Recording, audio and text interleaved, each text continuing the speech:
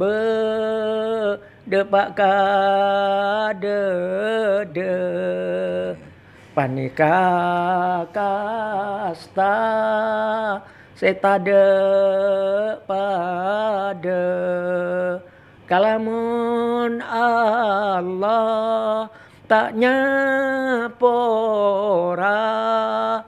tanto kaula masuk neraka itu. Pada 2012 ini menerima penghargaan dari di Bangkok, Thailand. The Sea White Award adalah penghargaan yang diberikan kepada keluarga kerajaan Thailand untuk para penulis di kawasan ASEAN. Iya. Di Thailand sana. Di Thailand sana melawan 9 negara ya saya. Istri di zaman modern ini, di zaman modern. Banyak dikasih duit sudah marah, enggak usah puisi. ya sudah cari puisi yang selangi tapi belanjanya kurang. Kalau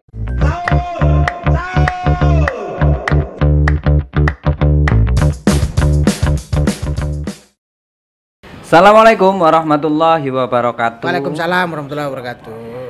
Hari ini kita berada di podcast sahur. Podcast sahur. Buat seluruh pemirsa TV 9, kita menemani sahur. Hari ini kita kedatangan tamu yang istimewa ini. Benar. Ini beliau sang celurit emas, Mbak Yai Zawawi Imron, yang sudah dikenal sastra tinggi. Saya terinspirasi dengan beliau juga. Makanya saya sampai terbawa sastrawan saya itu sampai kebawa ke rumah. Apa? Jadi lek bojoku lek njaluk belanja ngono iso nggawe puisi saya. Jika kau tidak mengasihi hari ini maka besok kau akan puasa. Hari ini kita sudah kedatangan beliau. Assalamualaikum Mbak Yai. Waalaikumsalam warahmatullahi wabarakatuh. Alhamdulillah sehat-sehat selalu Mbak Yai. Alhamdulillah diberi sehat oleh Allah. Sehat itu bukan datang sendirinya. Sehat itu datang kalau kita diberi oleh Allah. Alhamdulillah. Ya. Mbak Yai, yang dikenal dengan sastra budayawan, tapi sebenarnya yang orang mungkin kepingin tahu itu kan Mbak Yai sejak kapan tahu dunia sastra dan cinta dengan dunia ini? Ya sebenarnya ya sejak kecil sudah bertemu dengan sastra. Oh, sejak kecil? Iya. Kan lagu-lagu yang dinyanyikan ibu itu kan sebenarnya puisi-puisi juga, cuma dalam bahasa Madura. Oh. Kemudian di pesantren ketemu dengan syair-syair berbahasa Madura itu ya. Ne serabeten bila pon mate, coma bungkos labun sepote, kalamon tak sapora guste, tak burung ancor tolang sepote. Kan itu sudah dinyanyikan ya. Lagu itu oleh Kiai Kanjeng. Oh iya ya, yang menyanyikan itu anak Mojokerto itu siapa namanya? Personil dari Kiai Kanjeng. Personil dari Kiai Kanjeng ya. Itu dari sebuah karya yang dulu mungkin karya-karya yang yang disaksikan atau yang didapatkan kan yang dari Madura dulu dari awal-awalnya. Iya. Setelah tahu sastra Arab mulai dari kapan ya? Kalau masuk ke sastra Arab saya mondok hanya 1,5 tahun. Bahasa Arab saya masih tidak tahuan ya. Jadi mungkin saya dipanggil Kiai ini sebuah kekeliruan.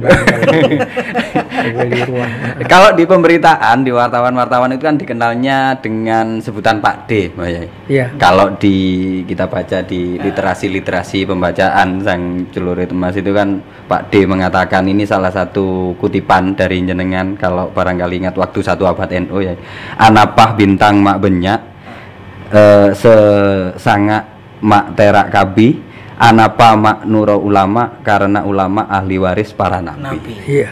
Dan itu sudah aku terjemahkan ke dalam bahasa Indonesia. Nah, yang bunyinya kenapa bintang jumlahnya banyak, yang 9 terang berseri. Ya. Kenapa kita ikut ulama? Karena ulama ahli waris Nabi. Dan itu sudah aku terjemahkan juga ke dalam bahasa Jawa. Oh sudah? Iya. Gimana nih? Kenapa lintang cacahe akeh? Sing songo mencorong kabeh. Kenapa kita melu kiai margo kiai ahli waris Nabi. Ya itu. Multi bahasa ya Mbak Yai. Jadi Mbak Yai ini kan karyanya itu bisa terhitung nggak Mbak Yai? Karya-karya yang sudah beredar? Ya mungkin kalau buku puisi ya sudah likuran ya, sebab ada puisi untuk anak-anak ini mau terbit lagi. 17 judul puisi pelajaran agama untuk anak-anak TK dan kelas 1 SD. Itu judul bukunya apa ya? Biar pemirsa kalau nyari. Seri anak-anak beriman, tapi nanti terbitnya bulan Oktober. Sekarang sedang digarap gambarnya. Nggak apa-apa, nanti biar seluruh pemirsa kalau mau nyari sastra atau puisi untuk anak-anak, pembelajaran anak-anak gimana ya? Sekaligus itu ada nilai tauhidnya. Iya. Misalnya tentang Muhammad Rasulullah. Kalau cinta kepada Nabi, bacalah sholawat kepada Nabi. Kalau Allah tak ngutus Nabi, gelaplah jiwa, gelaplah hati. Nabi Muhammad utusan ilahi, wajahnya jernih, berseri-seri. Kalau tersenyum bertemu insan, terhapuslah sedih dan kesusahan. Akhlak Nabi bagai bunga-bungaan, harum semerbak tiada tandingan. Wahai Nabi, wahai junjungan, kami senang mengikut Tuhan. Yang terakhir, ya Allah ilahi Rabbi, kami mohon sepenuh hati di alam akhirat nanti, izinkan kami bertemu Nabi. Contohnya itu luar biasa ya, Mbak Yai, seromantis itu ya. Kepada nabinya, kepada Tuhannya itu seromantis itu, kata Mbak Yai. Ya kan memang Nabi itu akhlaknya sangat romantis gitu. Coba ya, indahnya ya. Ada sahabat namanya Sa'ad bin Mu'adz. Lama tidak ketemu Nabi, dan begitu ketemu dengan Rasulullah, Rasulullah terkejut karena tangannya Mu'adz ini kasar sekali. Mu'adz, tanganmu kok begini? Ya Rasul, saya ini sejak jarang ketemu jenengan, saya ini banyak memacul dan membaca, sehingga ngapal. Jadi untuk apa itu? Ya untuk memberi nafkah kepada anak dan istri saya. Kemudian tangan itu coba tanganmu kulihat. Kemudian diperlihatkan. Kemudian tangan itu dicium oleh Rasulullah. Betapa romantisnya. Betapa romantisnya. Kalau istri cantik dicium ya memang romantis. Tapi yang lebih romantis dari itu, kalau ada orang bekerja kasar, tangannya kasar, tangan yang kasar itu dicium oleh Rasulullah. Dan Rasulullah bersabda, inilah tangan yang tidak mungkin masuk neraka. Wah, kalau sudah diharamkan masuk neraka, kayak orang puasa lah. Sopa orang berpuasa yang senang karena masuknya bulan Ramadan, haramallahu jasadahu ala niran, diharamkan jasadnya untuk masuk neraka. Itu sangat romantis sekali. Karena kenapa puasa ini menjadi romantis? Ingin tahu? Kenapa? Umpamanya lapar, saya ngajarkan sama anak-anak murid-murid saya, perutnya lapar, dipukul perutnya, perut kamu lapar ya? Perutnya tentu menjawab iya. Jangan khawatir kamu, laparmu lapar yang indah, karena laparmu ini perut adalah laparnya Rasulullah, lapar meniru Rasulullah, dan insya Allah nanti berkumpul dengan Rasulullah. Kurang romantis gimana? Orang anak-anak yang mau romantis kalau ketemu orang-orang yang cantik-cantik saja. Kalau saya enggak ya, walaupun tidak cantik tapi hatinya cantik. Aku suka bisa romantis juga.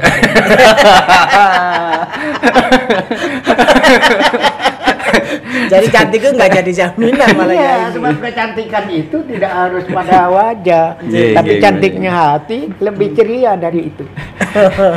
Baik, dari seluruh sastra itu kan banyak sekali penghargaan. Dari penghargaan itu apa penghargaan yang paling berkesan? Semuanya berkesan, itu kan anugerah Allah sebenarnya. Coba cuma lewat panitia. Dari Allah itu, kalau tidak ditakdirkan Allah mana mungkin. Apalagi anugerah itu hadiah-hadiah nasional ya. Saya pernah mendapatkan penyair terbaik nasional 3 tahun itu ya. 782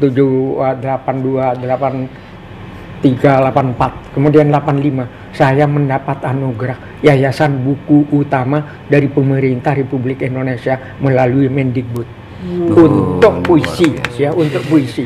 Sedangkan untuk kebudayaan yang menang siapa? Bersama saya Profesor Dr. Kuncharaningrat.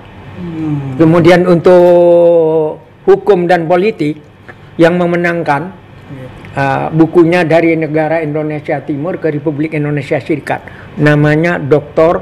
Ana Agung Gede Agung, ya. Dulu menteri luar negeri zamannya Res dulu itu, ya. Ini juga yang luar biasa, Mbak Yai. Ada sebuah catatan ini pada 2012 ini menerima penghargaan dari di Bangkok, Thailand. The Sea White Award adalah penghargaan yang diberikan kepada keluarga kerajaan Thailand untuk para penulis di kawasan ASEAN. Iya. Di Thailand sana. Di Thailand sana melawan 9 negara, ya, saya. Dan ketika penyerahannya itu dihadiri oleh 125 perwakilan negara-negara sahabat. Jadi dubes-dubes dari temannya negara Thailand itu datang ke tempat itu. Raja juga hadir. Raja sudah mau wafat waktu itu. Raja Bhumibol. Kemudian ganti sekarang. Kemudian yang menerimakan kepada saya cucunya namanya Putri Siriwan Nawari Narerat. Kalau putranya kan di Perancis yang jadi raja sekarang itu yang metal sekarang. Iya, yang namanya siapa? Fajila Rongkorn kalau tidak. Iya. Dan konon dayang atau istri 20 orang. Dayangnya banyak, Mbak. Itu nggak kecatat kayaknya, Mbak. Dayangnya. Cemilan ya. Itu kalau dapat di Thailand, Mbak Yai langsung kami hap. Tapi setelah Raja Bhumibol wafat, ya. Sejak tahun 2018 sudah tidak ada penghargaan gitu. Setelah diganti putranya Fajila Rongkor.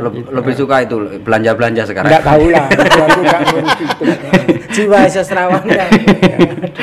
Ini makanya luar biasa. Tapi di sini juga ada catatan, Mbak, yang tadi itu pada 2018 tadi itu yang sebagai tokoh yang berjasa di bidang kebudayaan dalam acara Kongres Kebudayaan Indonesia yang Mbak Yai cerita tadi itu, yang 2018 yang langsung dari Presiden Joko Widodo.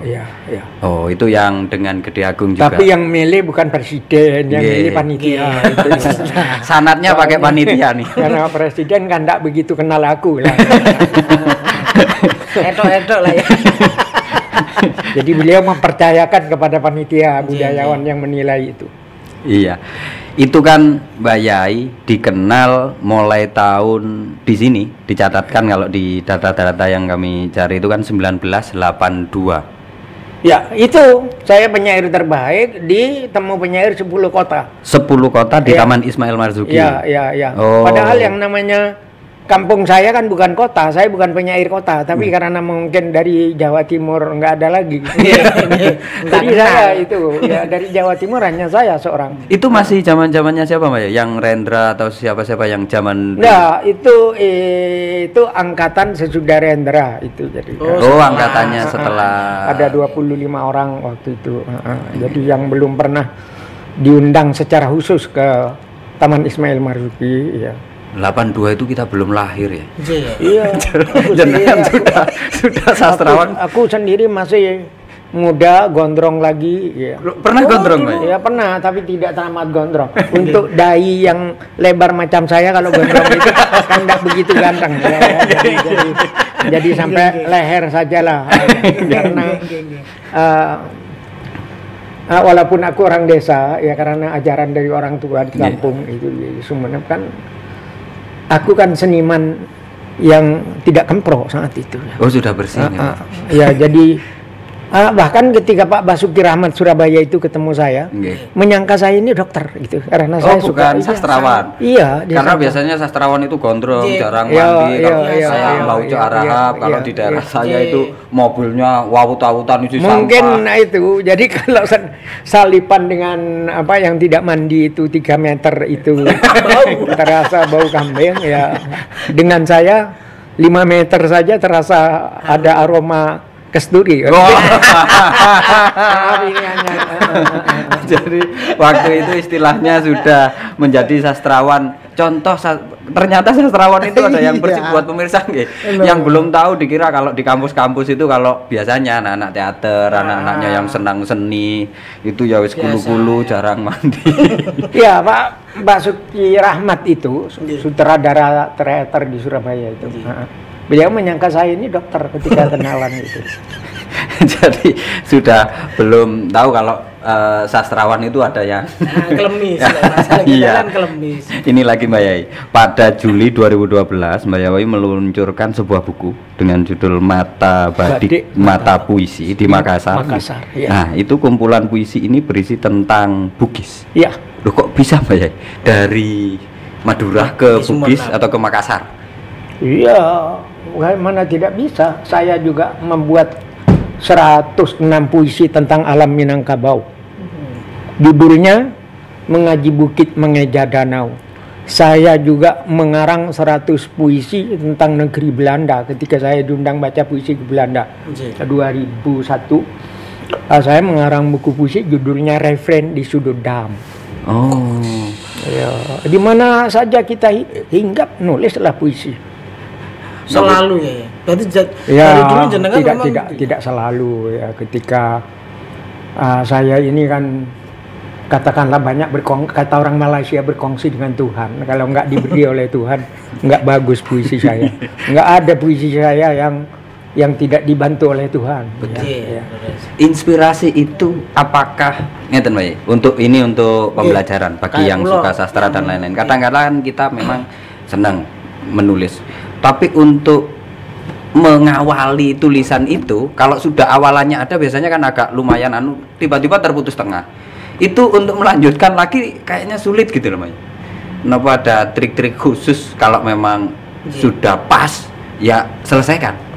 Ya gangguan seperti itu tentu ada ya kan, jalan kan tidak selalu mulus. Tetapi ya ketika kita sudah diberi 4 baris kan eman-eman tidak dilanjutkan untuk menjadi sekian baris, menjadi 8 atau 10 baris. Jadi karena itu dibutuhkan ya usaha, kerja keras. Karena dalam puisi pesantren disebutkan al-jiddu yudani kulla amrin syasi' wal jiddu yaftahu kulla babim maghlaq. Artinya bersungguh-sungguh dengan vitalitas akan membuat perkara yang jauh menjadi dekat. Bersungguh-sungguh dengan kerja keras akan membuat pintu ilmu yang tertutup rapat bisa didobrak jadi terbuka. Jadi dibutuhkan memang usaha yang keras, itu kesungguhan itu memang diperintahkan di pesantren, diajarkan oleh kiai. Karena bodoh itu kan sebenarnya secara budaya hukumnya bodoh itu kan haram sebenarnya secara budaya. Yang haram sebenarnya bukan bodohnya. Yang haram itu tidak belajarnya barangkali itu. Sehingga ada puisi pesantren itu imam kita, Imam Syafi'i yang mengatakan, yang bunyinya begini, wa man fatahu ta'lim inda syababihi wa man fatahu ta'lim inda syababihi fakabbir alaihi arba'an liwafatihi. Renungkan, kata Imam Syafi'i, kalau ada anak muda malas belajar waktu mudanya, angkatlah takbir 4 kali sebagai salat jenazah untuk kematiannya. Jadi bodoh itu hina banget memang kalau tidak rajin belajar itu. Makanya secara budaya, belum secara syariat lah. Padahal Nabi juga bersabda, kun aliman walatakun jahilan. Jadilah kamu orang yang pandai, jangan yang cerdas, jangan menjadi orang yang bodoh. Jadi bodoh itu dilarang oleh Nabi. Kalau dilarang oleh Nabi kira-kira haram atau enggak? Haram. Ya kamu yang mengatakan, aku belum mengatakan aku haram. Haram secara budaya. Ternyata kita kepancing ya. Aku daripada besok jadi rame-rame aku dikomplain, Kiai saya mengatakan bahwa bodoh itu haram, kata Kiai. Jangan, itu bukan ucapanmu itu. Kalau ucapan kita insya Allah enggak. Tapi kalau memang kamu mengatakan itu haram, ada benarnya. Bahkan mungkin 200% benarmu. Ya. Tapi itu bukan ucapan saya. Aku enggak bisa dikomplain. Karena orang bodoh itu memang apalah. Ya. Malah semuanya ya. Mbak Yai dialog saja podcast sudah kayak berpuisi ya. Kayaknya indah gitu ya kan. Kita dialog dengan Mbak Yai itu kayak sudah ada puisi-puisinya, ada kata-katanya, ada luar biasanya. Makanya pesantren itu memang menghilangkan kebodohan dan menghilangkan kenakalan. Iyalah. Dan yang paling berharga di pesantren apa? Karena pesantren zaman dulu kan, sekarang kalau sekarang kan enak kan, pesantren sudah ada kantin, ada apa, mau makan apa aja asal punya. Aku waktu itu menanak sendiri, makan 1 kali 1 hari. 1 kali 1 kali 1 hari, dan itu apa lauknya terasi dengan garam, diberi belimbing dan lombok. Wah, itu sudah luar biasa. Ya teman-teman yang kaya, yang dari Banyuwangi, Kalibaru, Situbondo, yang satu pesantren ya, mereka orang tuanya ada yang jagal sapi ya, tiap hari membakar dendeng gitu. Aku ya sudah ya, aku menikmati harumnya dendeng aja, enggak usah ya, tapi nikmat waktu itu. Dulu Mbak Yai di mana saja Mbak Yai? Waktu di satu pesantren di Lambi Cabi, itu masih ada hubungan famili. Kiai ini masih keturunan Sunan Kudus. Lambi Cabi. Ya, Lambi Cabi di Gapura itu. Tapi dari pesantren itu memang sudah menekuni sastra atau memang suka berpuisi? Karena dulu kan teman-teman. Ya di pesantren kan memang ada syair waktu itu. Oke, ya. Sudah ada syair-syair yang memang diciptakan. Bilanya bedepak kadede panika kasta setade pada. Ya. Artinya Mbak Yai. Ya. Kalau sudah nyawa di kerongkongan itu dinyanyikan oleh penyanyinya Cak Nun itu yang dari Mojokerto itu, siapa namanya? Penyanyinya Bilanya depak kadede panika kasta setade pada kalamun Allah tak nyapora tanto kaula masuk neraka. Itu aslinya waktu aku mondok. Tapi aku terjemahkan untuk dinyanyikan itu oleh anak buahnya Cak Nun itu. Bila nyawa di kerongkongan, itulah sesal tak terperikan. Kalau tidak ada ampunan, tentu neraka tempat hukuman. Itu cerita Nazak. Salatullah salamullah ala toha rasulillah. Salatullah salamullah ala yasin habibillah. Itu jutaan orang udah terhipnotis semuanya. Jadi kan orang menceritakan tentang bagaimana nazak itu kan berat sekali namanya. Tapi memang versi dari Mbak Yai selain diaplikasikan di Kiai Kanjeng di mana-mana, misalnya syairnya Mbak Yai, katakanlah teman-teman muda sekarang yang lagi nonton ini beli bukunya Mbak Yai, syairnya dijadikan lagu, itu apabila tidak izin ke Mbak Yai, itu apakah nanti ada memang harus izin dulu atau gimana Mbak Yai? Ya itu subhat sedikit lah, nggak sampai diharamkan. Masa orang bikin lagu, ya jangan terlalu medit. Kalau saya puisi juga dikasih oleh Allah gitu, nggak bayar sama Allah gitu. Kalau bayarnya hanya 5 kali, berapa rakaat, 17 rakaat itu. Semua kebaikan Allah itu udah tak terhitung ya. Karena sebuah karya indah. Ini sajak beliau yang Indonesia Sajadahku. Indonesia sepotong sorga yang diturunkan oleh Allah di bumi. Hubbul watan minal iman, cinta tanah air adalah sebagian dari iman. Tanah air yang subur, makmur dan indah. Kalau ingin tetap subur, makmur dan indah, harus diurus oleh budi pekerti yang indah. Harus diurus oleh budi pekerti dan hati yang bersih dan indah. Hubbul watan minal iman, cinta tanah air adalah sebagian dari iman. Kenapa kita harus cinta kepada bangsa dan tanah air? Kita semua minum air Indonesia menjadi darah kita. Kita makan beras dan buah-buahan Indonesia menjadi daging kita. Kita menghirup udara Indonesia menjadi nafas kita. Kita bersujud di atas bumi Indonesia, berarti bumi Indonesia adalah sajadah kita. Dan bila tiba saatnya kita mati, kita semua akan tidur dalam pelukan bumi Indonesia. Daging kita yang hancur membusuk akan bersatu kembali dengan harumnya bumi Indonesia.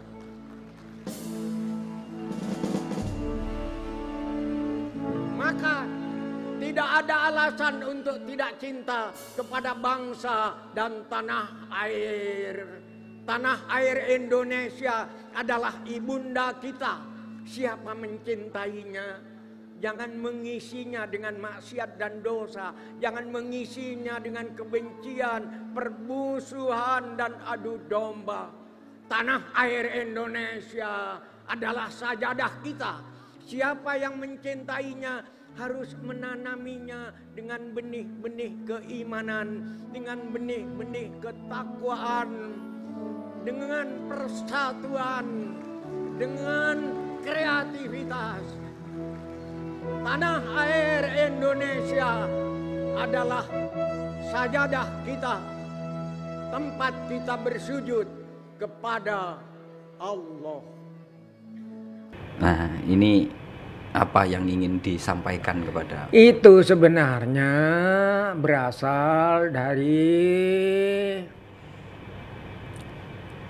lagunya Mbah Wahab itu, ya lal watan, hubul watan minal iman itu. Tapi itu Mbah Wahab dari Mbah Khalil, karena sekitar 3 tahun yang lalu aku mendapatkan di kitabnya Mbah Khalil, di sudutnya itu ada hubbul autan minal iman, cinta tanah air sebagian dari iman. Di turasnya Mbah Khalil sudah. Iya.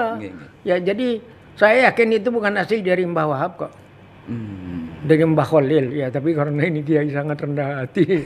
Itu tak kowe Arab dikapakno karo kowe wes terserah gitu deh. Itu kan itu Kiai Khalil itu. Jadilah Subhanul Waton niku nggih, Mas. Ya, jadilah itu ya. Terus jenengan jadilah Indonesia Sajadah. Ya. Dan itu cari alasan kenapa? Apa? Cinta tanah air sebagian dari iman. Barulah aku menerjemahkannya, memberi apa itu namanya, memberi syarahnya itu.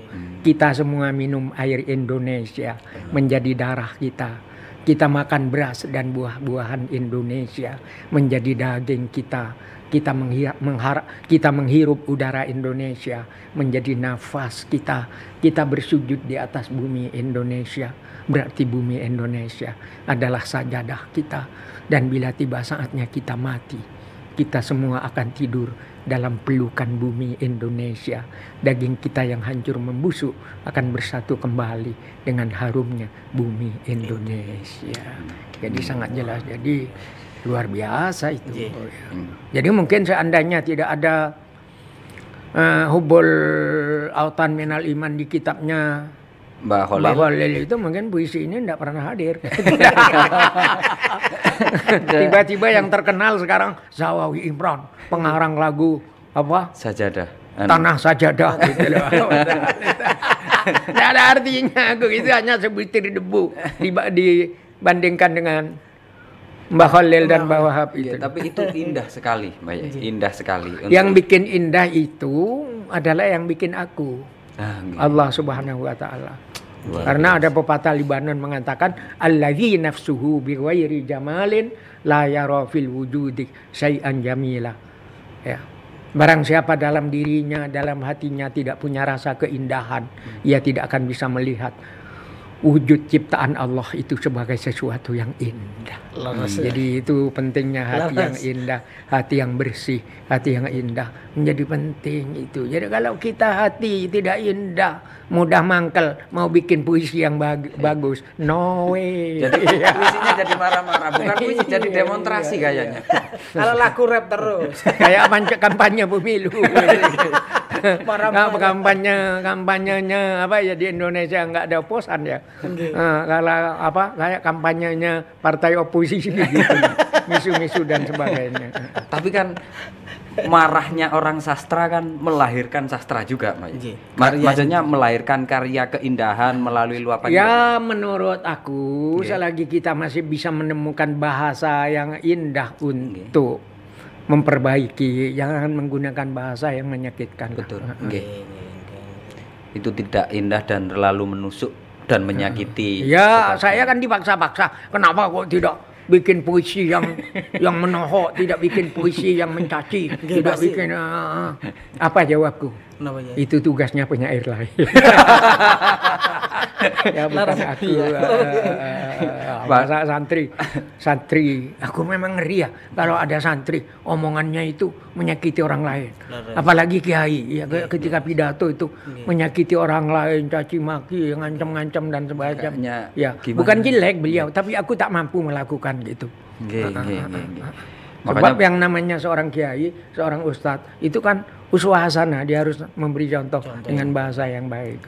Karena itu kalau aku jatuh cinta, aku tidak langsung mengatakan I love you, tidak mengatakan ana uhibbuki. Barangkali lebih cocok kalau perempuan itu mendengar, izinkan aku mencium sebutir debu yang melekat di ujung sepatumu.